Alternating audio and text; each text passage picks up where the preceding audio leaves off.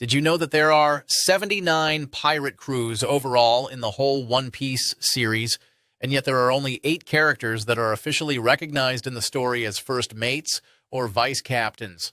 Yes, even Zoro, although many assume that he is the vice captain of the Straw Hat Pirates. Until now, it still hasn't been confirmed by Oda. In fact, in the most recent SBS, where this topic was brought up, a fan mentioned whether the cover drawn by Oda for Chapter 1031, does it mean that Vipo is there because he's the number 2 of the Heart Pirates? So Oda's answer to this is that this is not the case for this cover page. Not all of those drawn here are vice captains. Simply, they are just the second strongest in their groups, meaning technically Oda still doesn't want to reveal the vice captains of the different pirate crews. That's why in this video, we'll take inspiration from this. In this video, we'll find out the top 10 strongest number 2s in each pirate crew, including the Revolutionary Army. Or simply, this is the top 10 list of unofficial vice captains. And to start this topic, let's go right away to the 10th on our list. And this is Killer. We first met Killer during the Sabo Archipelago arc. And just like Luffy, whose number 2 is among the 11 supernovas, this is also the case with Eustace Kid. His number 2 in the pirate crew, Killer, is also among the supernovas. So even just from this, we can already prove that Killer isn't just some ordinary guy. In fact, during the Wano arc, we appreciated Killer's character even more because he was one of the 5 supernovas who fought against Kaido and Big Mom. But the real highlight of Killer's career was the time he defeated Hawkins in their battle. 9th on our list is Jinbei. Yes, guys, Jinbei. Although Jinbei is now a member of the Straw Hat Pirates, at some point he was also the captain of his own pirate crew, which is the Sun Pirates. And for those who don't know, before Jinbei became a captain, he was first the right-hand man of Fisher Tiger, the original captain of the Sun Pirates. I placed Jinbei higher on the list than Killer because of his underrated skills. Yes, nowadays he doesn't shine much in terms of battle, but keep in mind that currently Jinbei is already 46 years old, meaning if we already find him strong now, and even before the time skip, when he was already a member of the 7 Warlords, what more if we actually saw him in his prime, right? Anyway, the next on our list is Katakuri. So Katakuri is one of the examples who is not officially declared as vice captain or first mate, but since it's obvious that he's the strongest among Big Mom's children, we assume that he is the number 2 in the Big Mom Pirates. We placed Katakuri a bit lower on the list because of the strength he possesses. Yes, I agree that during the Whole Cake Island arc, we viewed him as incredibly strong, but in the following arcs where we saw Luffy's progress as well as other characters, Katakuri's strongest ability, which is Advanced Observation Haki, kind of became normal. In fact, it was later revealed that the Advanced Observation Haki Katakuri possesses only lasts for a very short time, unlike that of Yasop and Shanks, which are really long-lasting. So that's why I think it's fair that Katakuri is in this spot on our list. The reason is because we were somewhat just overwhelmed by his abilities during his arc. 7th on our list is King. During the Wano arc, specifically during his fight with Zoro, we saw King's full power. Unlike the other Devil Fruit users under Kaido, King's powers rely on his race, which is being a Lunarian. And because of this ability, combined with the perfect Devil Fruit for him, he showcased incredible strength. If we're being honest, his fight with Zoro was 50-50. That's why he truly deserves, in my opinion, the 7th spot on our list. Next is Shiryu, the technical number 2 of the Blackbeard Pirates, outside of Kuzan, of course. Just like his captain Blackbeard, Shiryu is also very cunning, and he showed this during the time he ambushed Garp.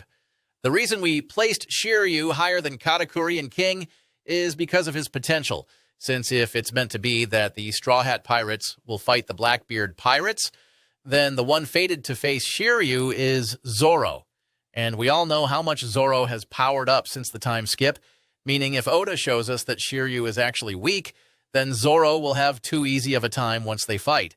That's why I assume Oda won't allow this, and will show us why Shiryu is the number 2 of the Blackbeard Pirates. Next on our list is Sabo, the number 2 of the Revolutionary Army. Just like Shiryu, I placed Sabo higher because of his potential. Yes, there will be those who disagree with his position on this list, since recently he was shown entering Mary Joize and facing the Five Elders. But if you think about it, unlike what we saw on Egghead Island, the Gorosei couldn't unleash their full power in Mary Joize, since doing so would create attention during the reverie. So we can say that we still haven't seen Sabo's full power at that time. But I'm sure we're about to witness Sabo's true strength because currently the Holy Knights are already moving. And since this is what both he and Dragon were waiting for, it looks like we'll finally see Luffy's other brother fight. Anyway, fourth on our list is Marco the Phoenix. No doubt that during Marco's prime, he was incredibly strong. In fact, Marco is so well known that Shanks has tried to recruit him into the Red Hair Pirates multiple times. What makes Marco strong is his devil fruit, which we've already seen in full power twice.